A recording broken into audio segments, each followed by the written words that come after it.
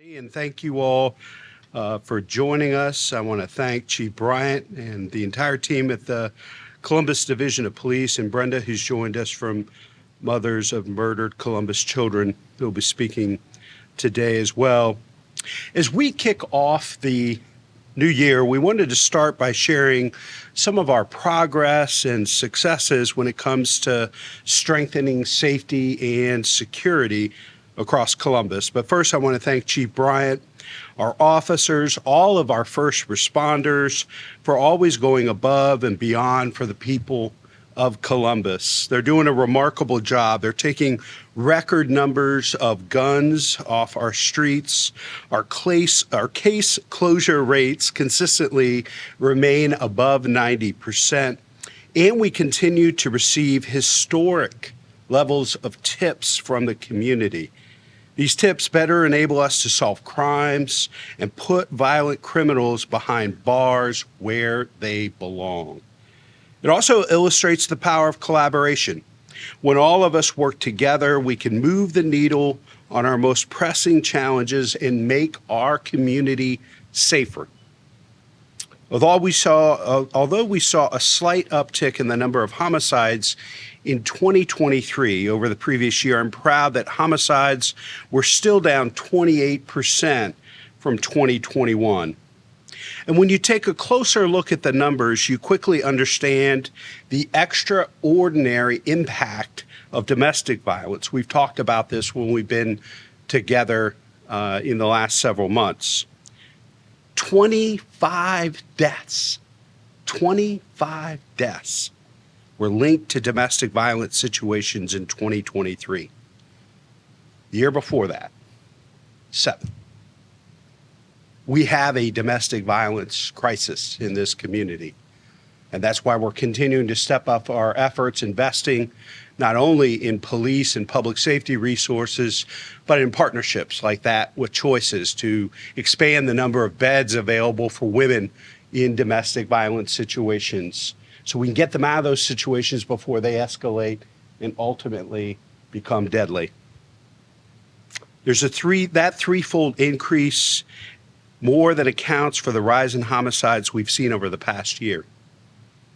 Clearly, we need to make certain that families in crisis are getting the support and resources they need, especially before tragedy strikes.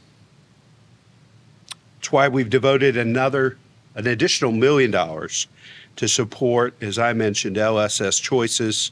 They're the only shelter system in Franklin County specifically dedicated to supporting those affected by domestic violence. And as I mentioned, this money is going toward the operation of their expanded emergency shelters that they've activated in recent months to meet the rising demand. Critical to this endeavor is the ongoing guidance and engagement of the city's Office of Violence Prevention.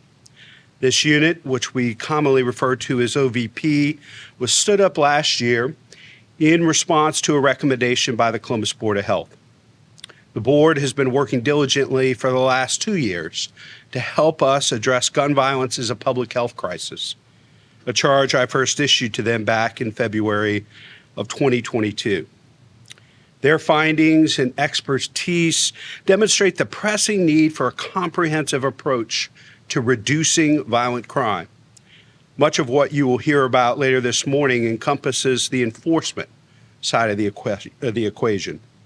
OVP, for its part, has been focused on prevention and intervention strategies in particular. They've attended more than 350 community events over the past year, connecting with our partners and providing vital resources to residents, nonprofits, social service organizations, and advocacy groups. This includes the recent call-in sessions for the Columbus Violence Reduction Program, which connects with those in our community who are most likely to perpetuate or fall victim to the cycle of violence. Remember, fewer than 500 people in this community are committing 50% of the violence. And this new initiative really helps us to focus on those individuals in particular. This CVR is known, as it's known for short, stems from the expertise and analysis of a renowned criminologist, David Kennedy. It's designed to steer high-risk individuals toward a more stable, productive, and peaceful path for themselves, but for the entire community as well. Here's why that's so important. We know, as I just mentioned, the vast majority of the violence in Columbus is being committed by an extremely small percentage of our local population, less than 0.05% in a city of nearly 1 million people. We're not going to allow a very small number of people to drive the violence in our city. And that's why programs like Columbus Violence Reduction are uniquely capable of having such an outsized impact. But back to OVP for a moment. Director Shack and her team also partnered with Columbus Police last fall to host a successful gun buyback event. More than 340 firearms were collected. This work advances a straightforward and simple premise. The more guns we get off the street, the safer we're all going to be. This shouldn't be a controversial statement. Reasonable people on both sides of the political spectrum overwhelmingly support sensible gun safety reform. Unfortunately, the state legislature hasn't gotten that message, and so far they're refusing to get out of our way.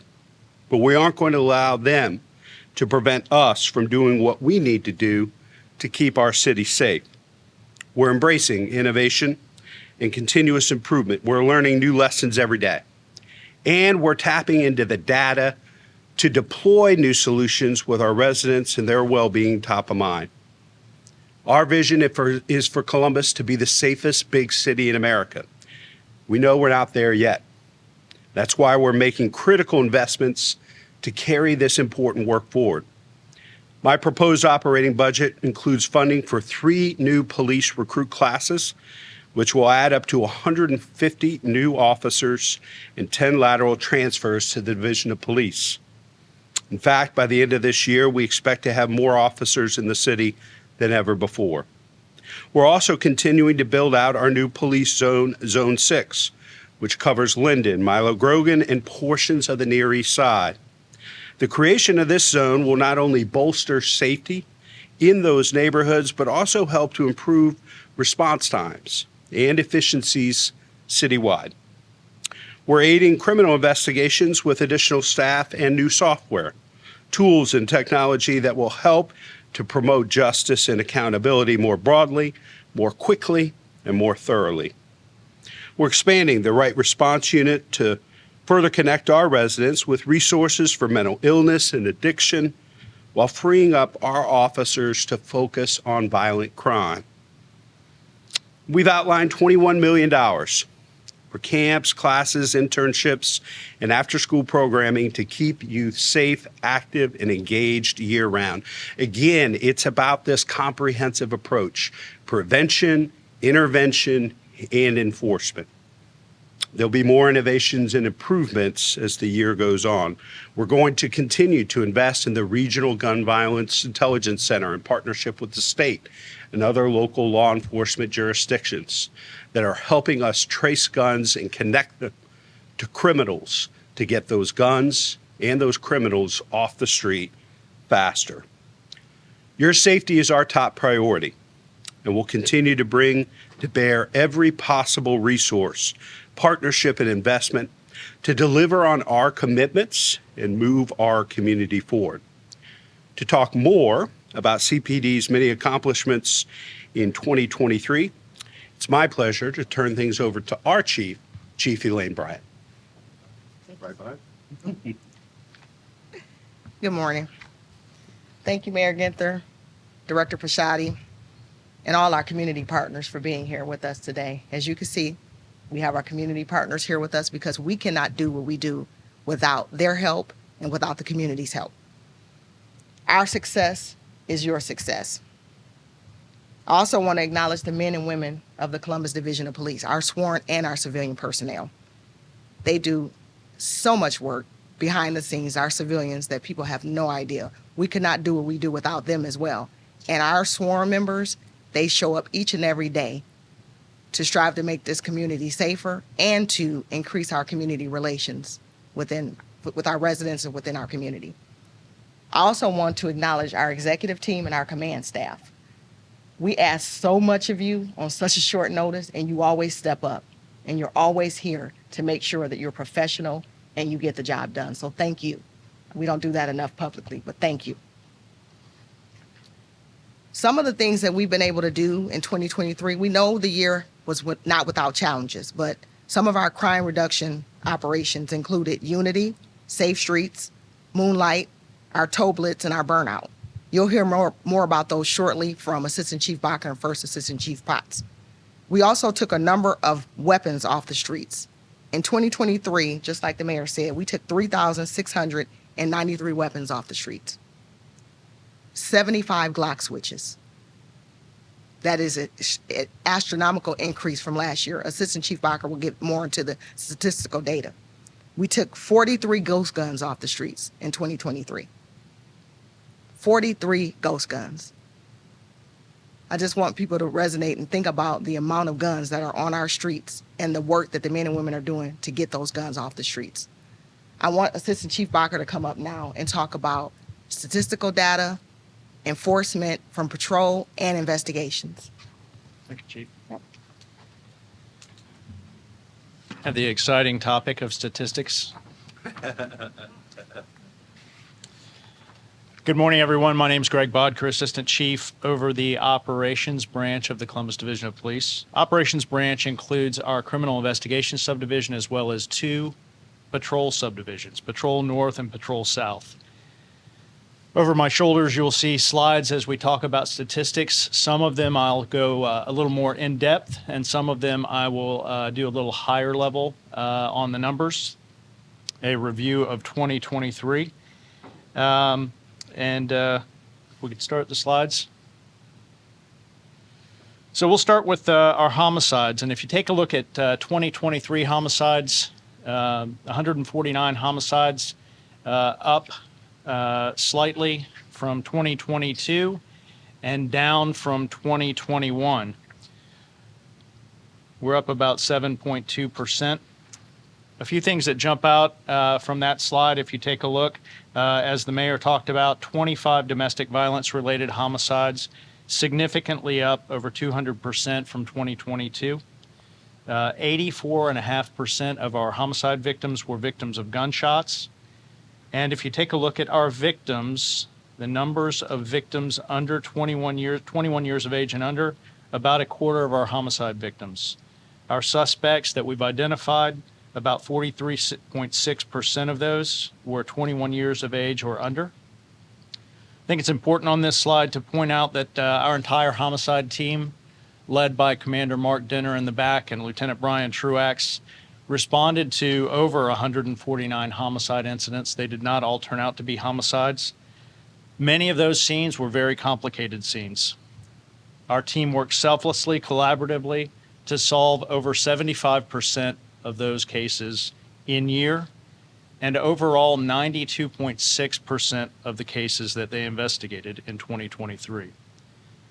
Some of those, many victims, but some of those that they investigated, like Imperial Stewart, Alejandro Fajardo Torres, and Renee Benedetti, were very complicated and prolonged investigations. Our detectives did not sleep, and they worked with many community members to solve those cases. According to media reports and data sets that you look at throughout the nation, most of the major cities have a solve rate in the 50th percentile range. Some major cities even have solve rates in the 30th percentile range. Our detectives are far exceeding those ranges. Our detectives understand the weight of their responsibilities. They work hand in hand with the families who have been victimized by violent crime. And we understand that our mission is to provide answers for those families. Additionally, in 2023, in October, we added an investigative genetic genealogist to review our unsolved cases and identify potential genealogical connections between evidence collected in crime scenes, sometimes decades ago, and violent offenders. To date, that investigative genetic genealogist has identified at least 55 unsolved cases that we believe may have solvability through the use of genealogy. We'll switch to felony assaults now.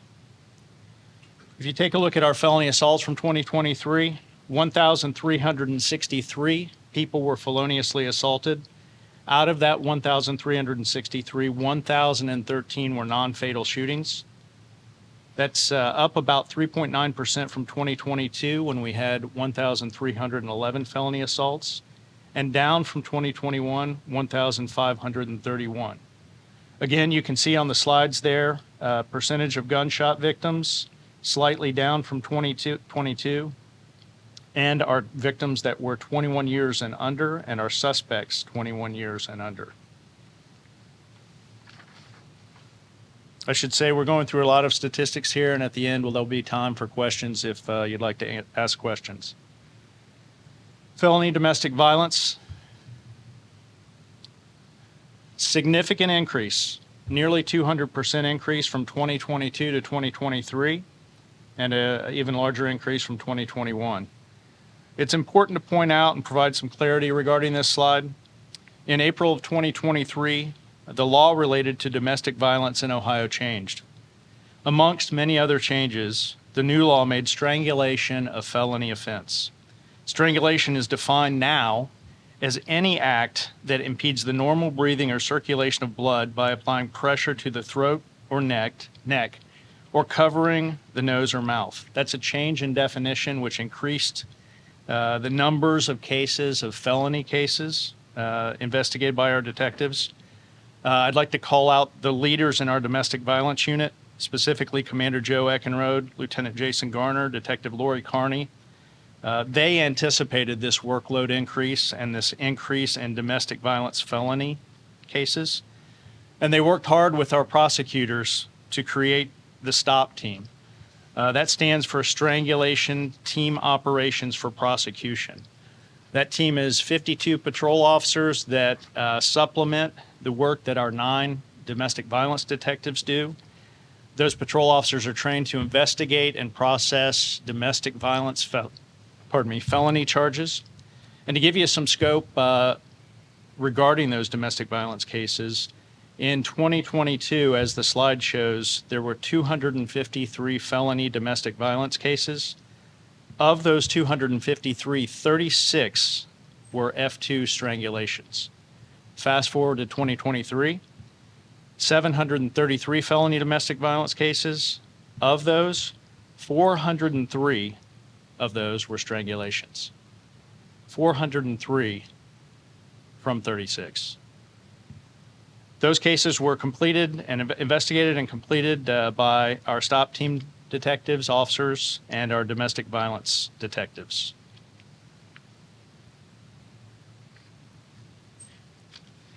Take a look at the firearms seized. Both the mayor and the chief briefly talked about this, a significant increase over the last 2 years.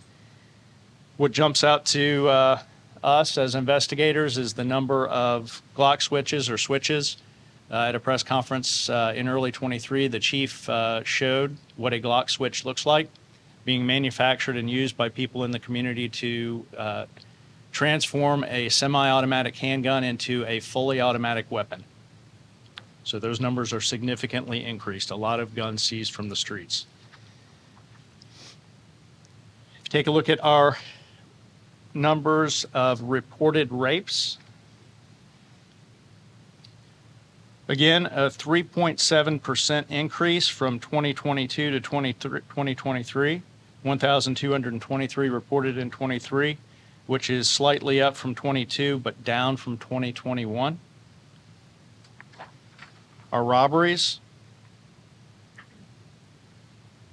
Robbery numbers from 2022 from 2023 are down 3.1%, 1,415 down from 1,461, and significantly down from 2021. In 2023, 689 of those robberies involved firearms, and 201 of those robberies were to businesses.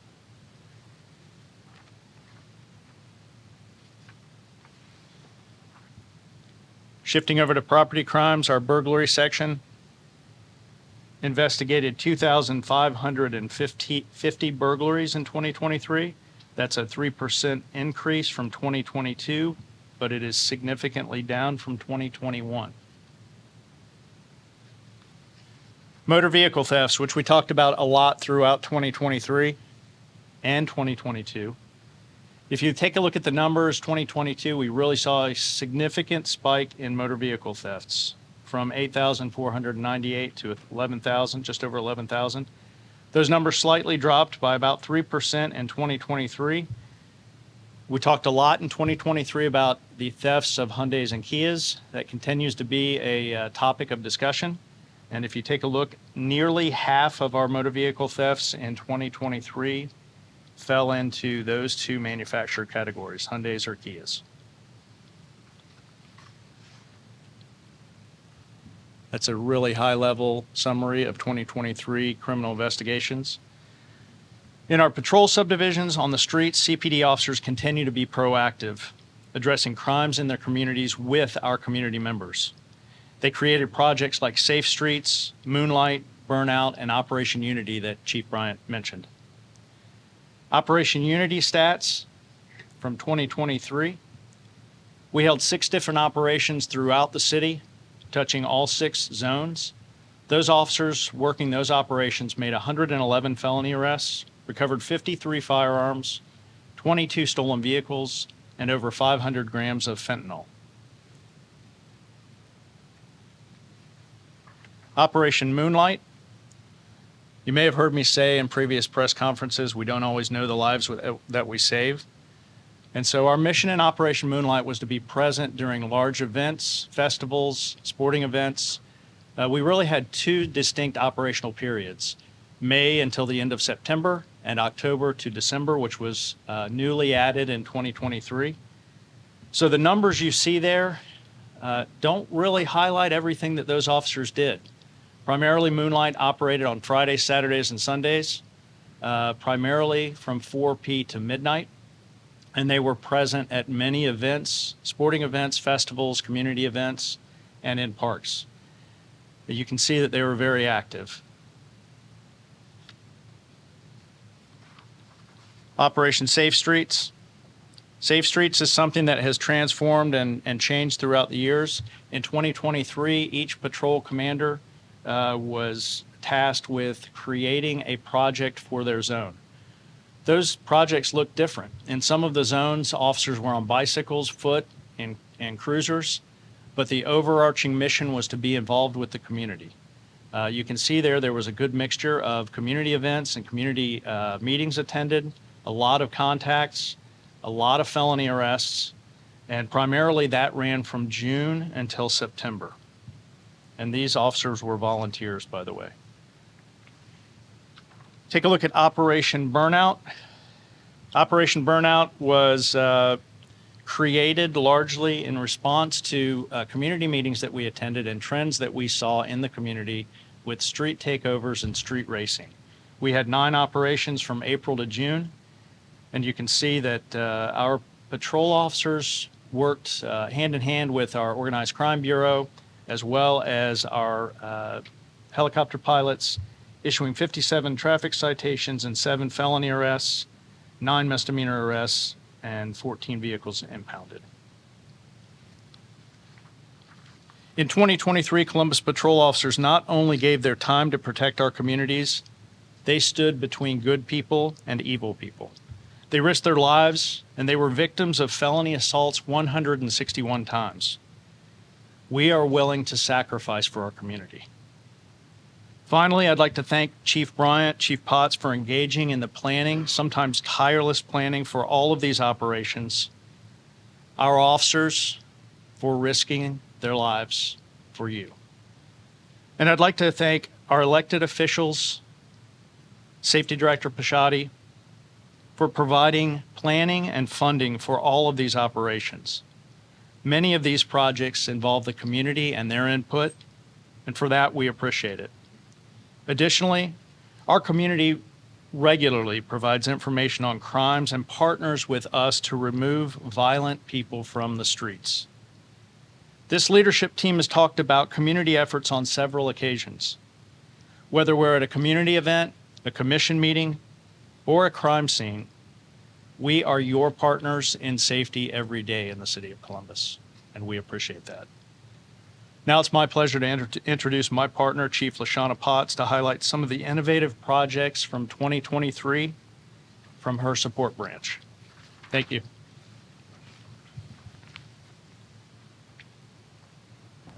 Thank you, Chief Bacher. Good morning. I am truly grateful for the opportunity to stand before you today and share impactful initiatives and collaborations that have profoundly shaped the safety of our community. I'll start in July 2023 in collaboration with the ATF, OSP, and other partners. We launched the Criminal Gun Intelligence Center. Since inception, we have entered nearly 600 firearms and over 700 casings into NIBIN. This center is crucial in identifying, arresting, and prosecuting shooters, and it stands as a testament to what we can achieve through collaboration. But we didn't stop there. With the reorganization of our Special Operations Bureau, we made it our singular focus to disrupt and dismantle gun violence, drug sales, human trafficking, and group and gang violence. Here's a snapshot of some of our results. We believe the numbers will speak for themselves. Over 27 million street value of narcotics was confiscated in 2023 alone. 472 search warrants were executed. 417 missions, which include patrol assists, surveillance, several hotel operations, ending in 130 arrests of Johns. 675 firearms were confiscated, 24 Glock switches, and 5 ghost guns. We also wrote, in between that time, 22,000 citations. Our gang enforcement unit has been laser focused on groups and gangs, generating over 200 search warrants, 100 felony arrests, 69 of which were identified as gang members, leading to significant apprehensions and seizures. Also performing custom notifications with our partners at Columbus Violence Reduction Team, our focus has been keeping participants safe, alive, and out of prison. But we didn't stop there. We knew that we had to increase our blight enforcement. So in August of 2023, we conducted a targeted tow enforcement. We addressed 644 complaints, impounded 198 vehicles, and issued 271 parking citations. But then we looked, how can we work smarter? So we implemented our mini real-time crime center in July of 2023. The innovative use of technology played a pivotal role in solving the Imperial Stewart murder. The meticulous analysis of our data, collaboration with homicide and community partners, we successfully located the vehicle involved and provided critical information to find Imperial's body. But we also looked at where can we work to reduce our backlogs. Working together across all of our subdivisions, our accredited crime lab is crucial to the success of solving crime, identifying violent offenders, providing justice for victims and their families. Through concerted efforts of our sworn and professional staff, we achieved remarkable backlogs and demonstrated our commitment to efficiency and excellence. But we also had 3 classes per year, thanks to the mayor's support in putting more boots to the ground. We gained 87 new officers to our ranks in 2023 at a time when agencies continue to struggle with recruiting. We joined the national initiative of 30 by 30 to increase our women in law enforcement by 30% by 2030. We hosted several Get Fit and Informed sessions. We revamped our Cadet and Explorer program, and we gave tours to the academy to increase our recruitment and efforts. We were intentional in 2023 about our touches with our community. It is through our continuous action of engagement, police legitimacy is birthed. From our partnerships with Columbus Police Foundation and Starfish, to standing next to our sister soldiers of the Murders of Murdered Columbus Children, to creating new ways to engage our public, such as hosting our first annual car show and youth summit, or collecting toys for our toy drive in collaboration with Toys for Tots to ensure that the children of homicide parents had something to smile about through unspeakable tragedy. From the many community walks with We Are Linden and Listen Good Youth to attending and engaging with hundreds of young people at sporting events held by Legacy U, to passing out turkeys and pies with Columbus Violence Reduction, to having courageous conversations with our citizens in our community panel, to having exciting dialogue with Columbus Urban League, Think, Make, Live, and African and Male Wellness Agencies, and Central Ohio Boys and Girls Club. The work highlighted is a result of the dedication, collaboration, and support that permeates every level of our community. As we move forward, we will continue to work hand in hand, making our community safer, more resilient, and stronger, regardless of the challenges that we may encounter. Thank you again, community, and to our officers for your unwavering commitment and support. And now it is my pleasure to introduce Brenda from Mothers of Murdered Columbus Children. Thank you.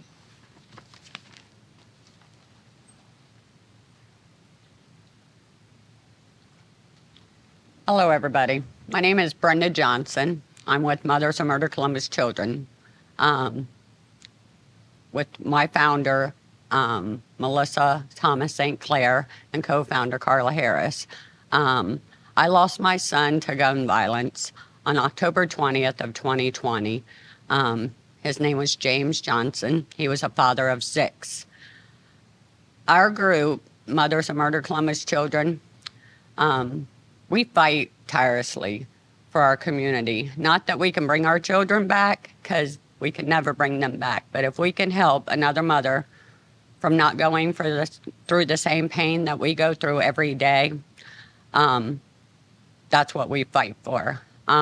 Without the collaboration we have with the police department and law enforcement and other organizations that we stand beside, they have that saying, it takes a community. Well, it does take a community. We all are here for the same reason, for our children and our grandchildren not to have to face the things that we've had to face. But with law enforcement and their partnership, I know crime rate is going down. I know homicide solvable rate is going up. My son's case is unsolved. But I still have that hope because I see the work they're putting into this program and our community and our children and grandchildren. They love our city. We all love our city. And we have to do our part to fight. I also had the pleasure to partner with Chief Bryant along with Crime Stoppers and Mayor Ginther's office on my own dream, which was my son's case is unsolved, and that is my passion. But also there's a lot of other cases unsolved, and I partnered with them to bring attention to all of the unsolved homicides on the Hilltop and Linden area. We were able to put billboards up of the unsolved homicides on the Hilltop and Linden area, and I'm hoping this continues and we can stretch it through the whole city of Columbus and bring attention to all unsolved homicides and get those cases solved. But without the partnership of the police department, I don't know where we'd be. They listen to us. They listen to us yell. They listen to us cry. They support us. They support the children and all of our community events. It's just beautiful to watch them interact with my grandchildren who thinks there isn't no hope in Columbus. But they also belong to Mothers of Columbus Children Youth Group, and that has gave them a better outlook on our city and hopes of their future. And I hope they continue to fight for our city as they grow and grow. And I just want to thank everybody for all their support. Mayor Ginther, Chief Bryant, Assistant Chief Potts, Bacher. It's an endless amount of names, but Mothers of Murder Columbus Children, we truly appreciate everything they do for our community and other community organizations. Thank you. Thank you.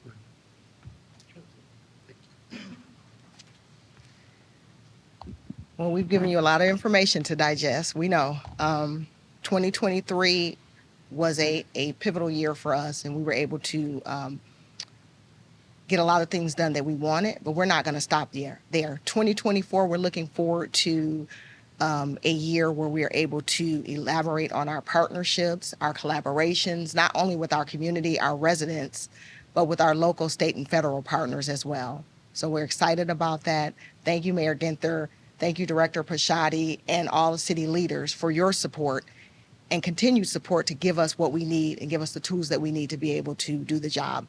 So with that, we'll take any questions. Juvenile crime has been something we've obviously talked about for a long time. And, we've seen those numbers up there. We've talked about all of these successes. One thing I did want to ask is, what do you think has been the biggest success in getting kids out of crime in 2023? And what do you think is something that you guys need to work more on to get those numbers down in 2024? Well, I will tell you, it's not just a Columbus Division of Police effort. This is a community effort. And I think the biggest thing is, the mayor always talks about it, we have to be proactive and do prevention. So one of our main goals is we don't want to see them in the system at all. So we work with a lot of community groups to be able to provide the jobs, to be able to look at it from a holistic approach. Is there something with the families that's going on? Domestic violence. What can we do to put these families in a better situation to prevent those kids from getting in the system in the first place? So one of our main goals, we work with organizations like Legacy Youth. We know that organized sports is very helpful in keeping kids focused on something. So we work within Parks and Recreation with our Inspire Sports. So we're trying to make sure that we're doing things from a proactive standpoint. But again, this is not a police, it is a community effort. And we're going to call on all of our residents, all of our community partners to step up and help and assist us with making sure that we do just that. And how do you grab a hold to the ones who've heard multiple times in different situations? Kids are in the back of your cruiser just laughing when they get arrested, or they say, "Oh, I am in Columbus, I'm going to be out soon." How do you grab those people who are already in the system and really grab a hold of them to make sure that they're not going to come back? So we're working closely with the judicial system, and we meet regularly with the judges. That is, again, not just an issue in Columbus, but that is a nationwide issue. So we're trying to collaborate to figure out, how do we reach these kids and make sure that we're addressing the root of the problem? How do we make sure that we get them some of the things that they need to sustain not being able to come back into the system? And you're right. So we have to work together. Again, it's not just police, but it's the community, judicial system, making sure that they have things to do in the summer. Do they have jobs? Are there youth places where they can go? Do they have mentorship? So we're continuously working towards that. Chief, the only thing I would add is, this is a place for parents and the faith community. I mean, we can do a lot as a city. We can't raise people's kids. And so even though we got great partners like we are at Linden and Legacy, so many folks we invest in prevention and intervention efforts, we need parents, faith leaders, and other folks to step up, and our judges. I don't think ankle monitors are an appropriate response to violent crime. And so we need our judges working with us. We know we're to ongoing conversations with the judges and really trying to get folks focused, particularly on gun violence and violent crime, because that is an issue that is affecting way too many families, like Brenda's and so many others in the community. But there's a critically important role for parents, faith leaders, and others to play. That there's a small group of people committing these crimes. Do you have a sense as to how many of those are juveniles? Again, we are continuously working through the data, and those numbers change. When you talk about that small group, even if we take one or two people off, we have to be concerned about the growth of that particular group, like the brother, the sister, the cousin. So we're continuously working with Columbus Violence Reduction. That's one of their efforts in making sure that we are addressing and identifying organized crime, making sure that we are identifying those particular people. We can't give you those specific names, we can't give you those specific numbers, but we know that that number is really small. The mayor talked about it. Yeah, the overall number, I think we identified, was it, looking at the team back there, was about 471, something like that, fewer than 500 committing 50% of the violence. I don't want to give you a guess, Steve, but we can try to give you a general number or sense as a follow-up. Right, and then that's fluid. Sir, from my project USA, I don't have a question, but I do want to make a comment that we are so grateful for your leadership. We work in Wedgwood and South Park and all this Hilltop area. Chief Bryant, your leadership last year saved lives, and I'm a witness of that. In my office, your intervention, and Chief Boss, your intervention, your presence, your being there. We are so grateful that you are in Columbus and we are able to work with you. And I am telling you that I met the moms just yesterday and they were so grateful. And they all are here. We are praying for you. We know there are problems. We know there are violence. We are here with you as partner. But at the same time, you being a mother, being able to connect with these children who look like you and you talk to them, this was a changing moment in my project USA. Work on prevention and saving lives, and we commend you for your leadership and your presence. So thank you so very much. Thank you for that. Back to September of last year, there was a response that Columbus police had to an incident that went pretty viral. I believe officers approached a man at his house, and he said his child had been subject to he was subject to his 11-year-old child was basically being taken advantage of by an older adult, and that officer had threatened child porn charges there and had floated them as an idea. Now, that investigation by the Your Inspector General office did find that allegations of misconduct in this case were unfounded. Going back to September, you yourself had said that the actions of those officers didn't represent your police department.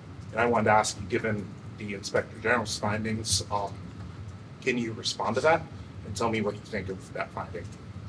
This is what I will tell you.